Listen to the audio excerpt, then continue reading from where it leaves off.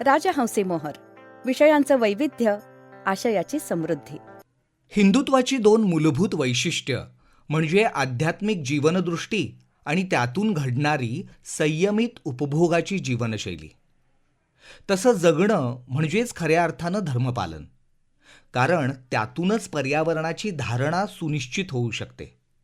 ह्या दोन्ही कसोट्यांना आजचं हिंदुत्व जराही उतरत नाही.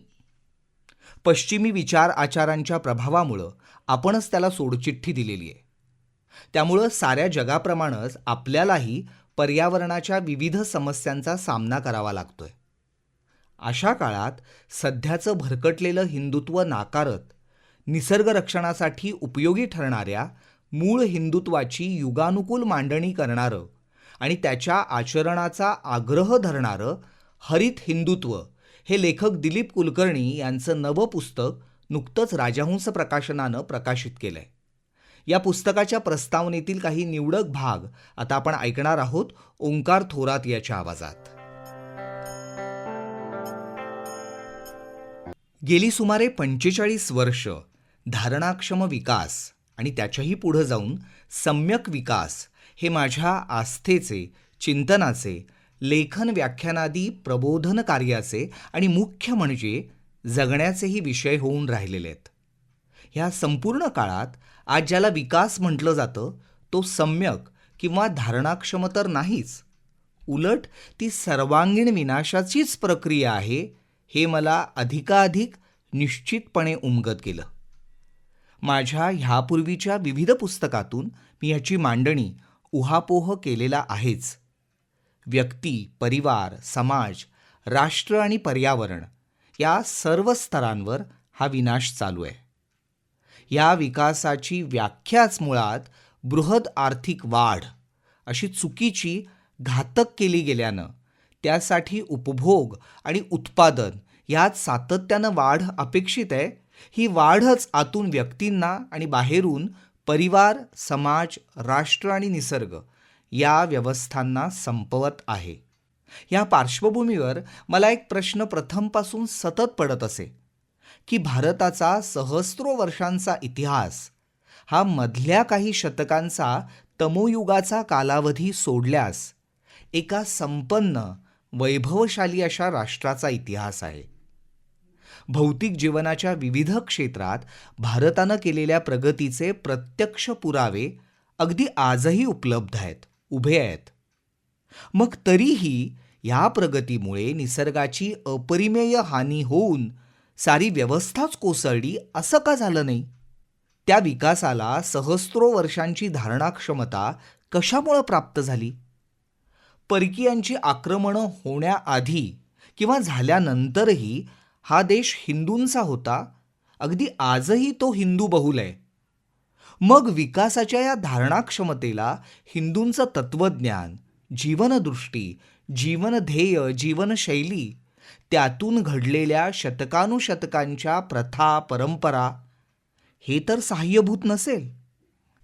मी मुळातला अभियांत्रिकीचा विद्यार्थी, पण ह्या प्रश्नांची उत्तरं शोधताना मी तरुण वयातच हिंदू तत्वज्ञानाकडे वळलो.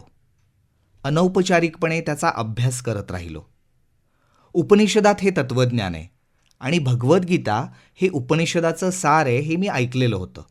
म्हणून मग गीतेचं अध्ययन केलं.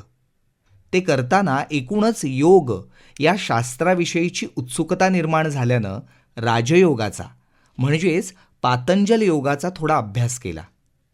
त्या जोडीला टिळक, राधाकृष्णन, विनोबा, सावरकर, सातवळेकर, साने गुरुजी अशा विविधरंगी चिंतकांनी हिंदू धर्माच्या वैशिष्ट्यांबद्दल काय सांगितलंय याचाही धांडोळा घेतला. या अभ्यासातून खरा विकास म्हणजे काय हे मला समजलं. मुळात आर्थिक वाढीला विकास म्हणण्यातली चूक, घातकता आणि लबाडी हे तिन्ही लक्षात आलं.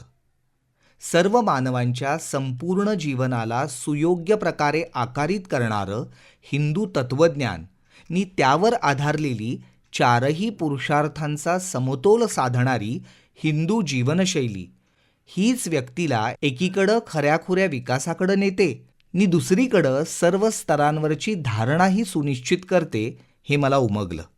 संयमित उपभोगांच्या जीवनशैलीतून अभ्युदय आणि निःश्रेयस ह्या दोन्हींची प्राप्ती करून घेण्याच्या सांगाव्यातलं मर्म उकललं. या विविध स्तरांवरच्या धारणेचा एक महत्त्वाचा आयाम म्हणजे निसर्ग व्यवस्थेची धारणा. सामान्यत 1980 नंतरचा काळ हा भारतातील पर्यावरणविषयक जाणीव वाढत जाण्याचा काळ होता.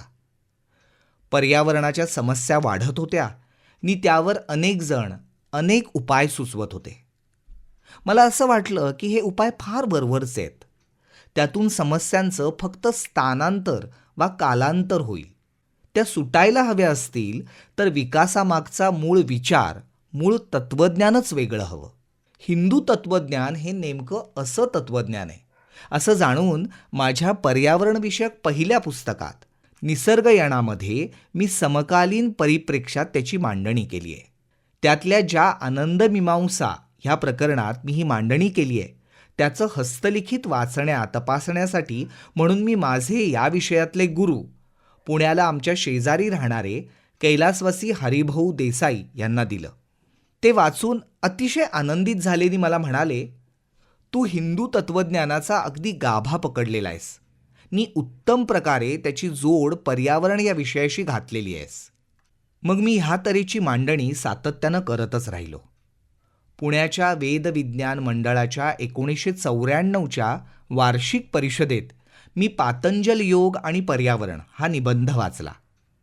अनपेक्षितपणे पुण्याच्या कबीर बाग या संस्थेनं त्याला त्या वर्षीचा सर्वोत्तम निबंध म्हणून प्रथम पारितोषिक दिलं. मग 1995मध्ये मुंबईच्या सोमय्या ट्रस्टनं आयोजित केलेल्या परिषदेत मी green manifestation of saffron culture हा निबंध सादर केला.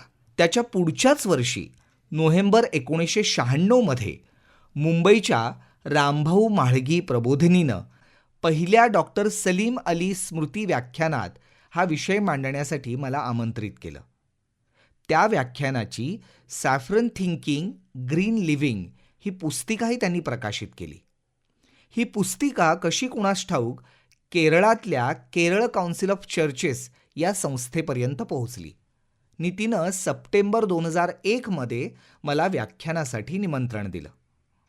2001मध्येच मी माझं गतिमान संतुलन हे मासिक सुरू केलं. त्यात मी निमित्तानं अनेक वेळा हिंदूंच्या आजच्या निसर्गविरोधी वागण्यावर टीका करणारे तसंच योग्य आचरण कसं असलं पाहिजे हे सांगणारे लेख लिहिले. बदलूया जीवनशैलीच्या 3 भागात ह्यापैकी काही लेख समाविष्ट आहेत. तर त्याच अंकामध्ये मी पातंजल योग आणि पर्यावरण आणि भगवद्गीता आणि पर्यावरण ह्या सविस्तर लेखमालाही लिहिल्या. तथापि हे सारं तुकड्या तुकड्यात झालं. विषयाची सलग सर्वांगीण मांडणी झाली नाही. ती करण्याची गरज खूप वर्ष जाणवत होती, इच्छाही होती. अखेरीस प्रस्तुत पुस्तकाच्या रूपानं ती आता पूर्ण होत आहे. ह्या पुस्तकातलं हिंदुत्व हे सामान्यतः ज्याला हिंदुत्व समजलं जातं ते आहे. हिंदुत्व हे हिंदू धर्मापेक्षा खूपच व्यापक आहे. धर्म खरं म्हणजे उपासना पद्धती हा एकूण हिंदुत्वाचा एक भागच काय तो आहे. हिंदुत्वात त्याच्या व्यतिरिक्त तत्त्वज्ञान, विविध विचारधारा, संकल्पना, प्रथा परंपरा, वर्तनरीत, जीवनशैली, सभ्यता आणि संस्कृती ह्यांचे विविध आयाम अशा अन्य अनेक बाबींचा समावेश होतो. हिंदुत्व अंतर्गत येणारं हे सारं हे हरित आहे असं मला वाटतं. हिंदू तत्त्वज्ञान, प्रथा परंपरा, जीवनशैली इत्यादींच्या अंतर्गत बरेच भेद वा वेगळेपणाही आहे. सांख्य हे द्वैती तर वेदांती हे अद्वैती आहेत. अद्वैताच्या अंतर्गतही विशिष्टाद्वैत, द्वैताद्वैत असे अनेक भेद आहेत. शैव आणि वैष्णव यांच्यातल्या जीवघेण्या मारामाऱ्याही आहेत आणि हरिहर या संकल्पनेद्वारे त्यांच्यात एकत्व प्रस्थापित करण्याचा प्रयत्नही आहे. काही हिंदू आस्तिक आहेत तर काही नास्तिक, काही शाकाहारी आहेत तर काही मांसाहारी. मी या कुठल्याच भेदात त्यांच्या चर्चेत शिरलेलो नाही. प्रस्तुत ग्रंथाचा विषय पर्यावरण हा आहे, हिंदुत्वाचं विवेचन हा नाही. ह्या साऱ्या भेदांना सहिष्णुतेतून, स्वीकारातून, समन्वयातून सामावून घेणारं हिंदुत्व हे हरित कसं आहे हे मला सांगायचं आहे. आणि त्या हरितत्वाच्या पुनर्स्वीकाराची निकडीची गरज अधोरेखित करायची आहे. ह्या साऱ्या मांडणीत एक रूढ शब्द म्हणून मी हिंदू हे विशेषण तत्वज्ञानाला, जीवनदृष्टीला, विकासनीतीला, जीवनशैलीला जोडलेलं आहे खरं, पण ते माझं मलाच रुचत नाहीये. हे तत्वज्ञान मुळात मांडणारं कुणीच ते विशेषण वापरत नाहीत. किंबहुना त्या काळी हिंदू हा शब्दच अस्तित्वात नव्हता. हे तत्वज्ञान, ही जीवनदृष्टी ही शाश्वत अशी असल्यानं तिला सनातन, सदा तनोती इति हे विशेषण वापरलं जायचं. जो धर्म होता तोही हिंदू धर्म नसून सनातन धर्म होता. तथापि सनातनला सध्या भलतेच अर्थ चिकटलेले असल्यानं, तसंच तो काहीसा बदनामही झालेला असल्यानं मी तो शब्द वापरण्याचं टाळलेलं आहे. हिंदू हेच विशेषण मी वापरलेलं आहे. तथापि हिंदुत्वाला आज जी एका प्रकारची संकुचितता, प्रतिक्रियात्मकता प्राप्त झालेली आहे ती मला मुळीच अभिप्रेत नाही, मान्यही नाही. याचा सविस्तर विचार होय हिंदूच खरंच या प्रकरणात केलेला आहेच. इथे मला एवढंच नमूद करायचं आहे की शुद्ध हिंदुत्व विचार हा संप्रदायातीत असा विचार आहे. जीवनाचं ध्येय आध्यात्मिक म्हणजेच पारलौकिक, पण म्हणून ऐहिक म्हणजेच भौतिक जीवनाची उपेक्षा मात्र नाही. तथापि त्या रसरशीत समृद्ध भौतिक जीवनाला आंतरिक आणि बाह्य निसर्गाच्या मर्यादेचं बंधन घातलेलं, त्यातून एकीकडं व्यक्तीची आध्यात्मिक ध्येयाकडची वाटचाल आणि दुसरीकडं ऐहिक व्यवस्थांची सहस्रो वर्षांची धारणा, सस्टेनॅबिलिटी सुनिश्चित केलेली असा अभ्युदय आणि निःश्रेयस ह्यांचा सुंदर समन्वय साधणारा हा विचार आहे.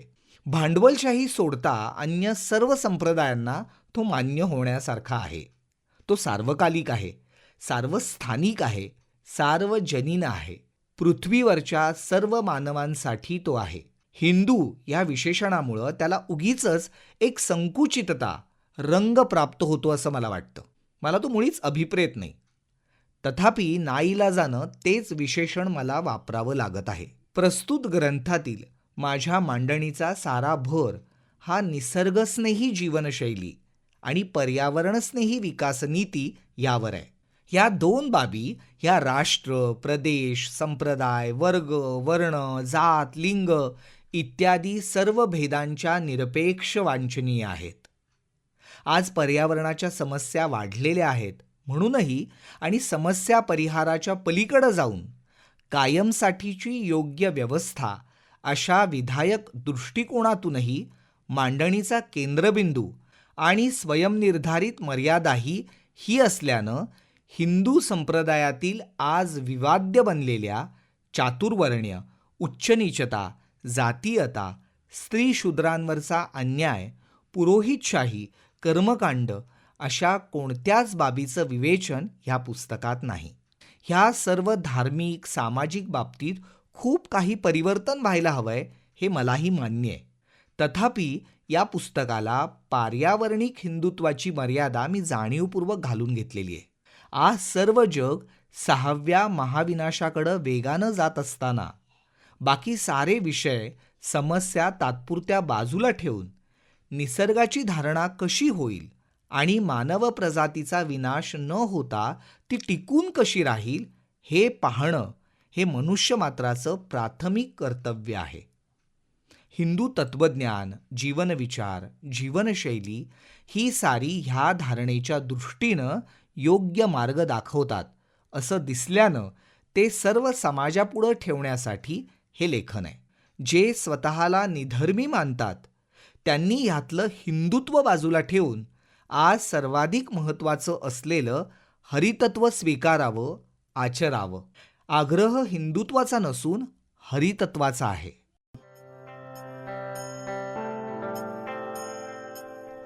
हरित हिंदुत्व या पुस्तकाची लिंक आम्ही या एपिसोडच्या डिस्क्रिप्शनमध्ये देतोय. त्यावर क्लिक करून तुम्ही ते घरपोच मागवू शकता. हा एपिसोड तुम्हाला आवडला असेल तर आमचं चॅनल नक्की लाईक करा. सबस्क्राईब करा. तसंच या एपिसोडची लिंक तुमच्या फ्रेंड सर्कलमध्ये आणि नातेवाईकांना शेअर करा.